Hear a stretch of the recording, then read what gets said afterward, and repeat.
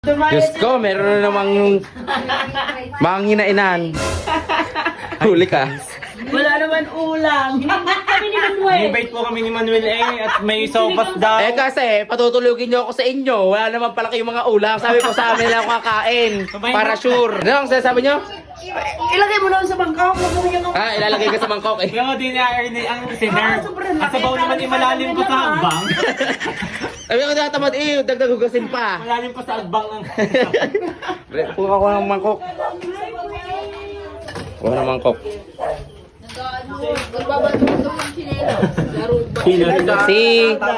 Si Medal Boy Gahoy na galing swimming, inabato ng kalaro sa nguso. Pag inaiyak siya ngayon. Kaya mo yan, pagsubok lang yan. Tuto. Ay, kakahigin pala. Talaga itong nagbibisitang ito'y...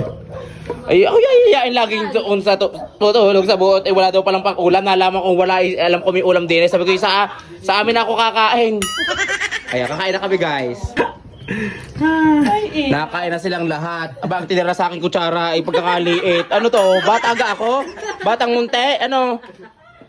Diyos ko, parang naman, inay. Akala yata ako 7 years old pa. Aba, sino ka kumuha? Digat ikaw. Masarap magluto eh. Coke na puti. Yan. Baka nakakalimutan mo rin, high blood ka. Makakuha ka ng sinigang at saka nilagang baboy. Ano? Wala siyang pakialam mo. Lansya. Kaya nga lang kinakain eh, oh. Walang kanin. Kanina, ano? Kakunti yung. Hindi na pinatawad eh. Lahat ng sabaw itinikman eh.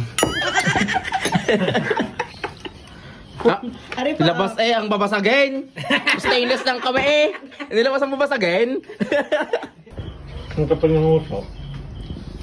Palabi na nili ang aking pamangkin et. Nabato ng tsinera sa nguso. Tulo ang luha eh. Tinatawanan nyo kasi. Yung bata nga. Yan, iyak tuloy. Tahan na eh. Umiyak pa. Kay ate. Kakaawa naman napapagdaan ng aking pamangkin.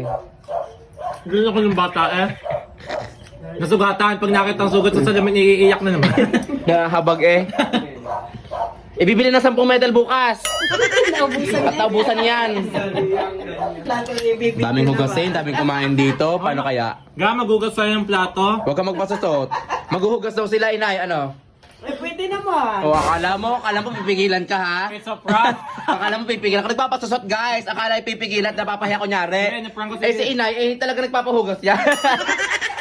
Hugasan mo ngayon. Prank ko Hugasan mo ngayon ito.